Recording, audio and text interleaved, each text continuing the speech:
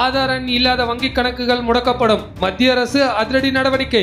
December 31ஆம் தேதிக்குள் ஆதார் எண்ணை வங்கி கணக்குடன் இணைக்க வேண்டும். இல்லாவிட்டால் டிசம்பர் 31க்கு மேல் ஆதார் இல்லாத வங்கி கணக்குகள் செல்லாது என அறிவிக்கப்படும்.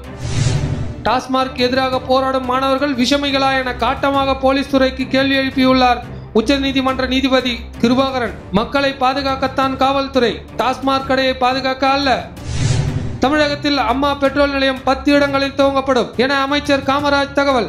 எடப்பாடி, சென்னை நத்தம், தஞ்சாவூர், வேலூர், வாணியம்பாடி, கரூர், திருச்சி, மணப்பாறை, திருவாரூர், கப்பலூர், விழுப்புரம் ஆகிய இடங்களில் முன்னாள் முதல்வர் ஜெயலலிதா இருந்தபோது அம்மா குடிநீர், அம்மா மருந்தகம், அம்மா சிமெண்ட், அம்மா பசுமை வீடு, அம்மா உணவகம் போல அம்மா பெட்ரோல் நிலையங்கள் துவங்கப்படும் என உளவுத்துறை அமைச்சர் காமராஜ் தெரிவித்துள்ளார்.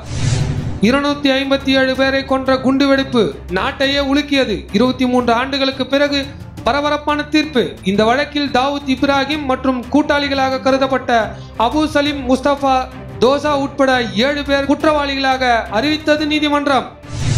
சென்னை போலீஸ் கமிஷனர் போட்ட அதிரடி உத்தரவு. அரண்டு போன போலீசார். தமிழக சட்டமன்ற கூட்டத்தொடர் முடியும் வரை போலீசார் யாரும் விடுமுறை எடுக்க கூடாது என AK விஸ்வநாதன் உத்தரவிட்டுள்ளார். 37 புரட்சிகரமான கல்வித்துறையின் அறிவிப்புகளை வெளியிட்டு ஆச்சரியத்தை ஏற்படுத்திய கல்வித்துறை அமைச்சர் செங்கோட்டையன். சிந்து சமவெளி பற்றிய நூலகம், திறன் வங்கி மையம், 89 புதிய பாடப்பிரிவு, 32 மாவட்டங்களில் புத்தக கண்காட்சி, ஆன்லைன் மூலம் மாற்றுச் சான்றிதழ், வருடந்தோறும் 100 மாணவர்கள் வெளிநாடு சுற்றுலா என 37 திட்டங்களை அறிவித்தார். தேசிய விருது பெற்ற மோகன்லால் புலிமுருகன் திரைப்படம் இன்று தமிழில் வெளியிடப்பட்டது. தமிழகத்தில் சுமார் 305 திரையரங்குகளில் திரையிடப்பட்டது.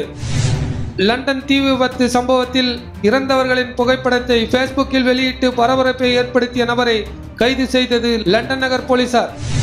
தோற்ற பிறகும் வங்கதேசத்தை விட்டு வைக்காமல் மீண்டும் வம்புக்கு இழுத்தார் சேவாக். முன்னதாக நேற்று நடைபெற்ற 8வது சாம்பியன்ஷிப் டிராபி கோப்பைக்கான அரையிறுதி போட்டியில் வங்கதேசமும் இந்தியாவும் மோதியது. வங்கதேசம் படு தோல்வியை தழுவியது. இதையடுத்து நக்கல் மன்னன் சேவாக் ஒரே வீட்டில் நடக்கும் சண்டையில் அரையிறுதி வரை வந்ததற்கு எனது வாழ்த்துக்கள் பேராண்டி என்று கூறி வம்பிழுத்தார்.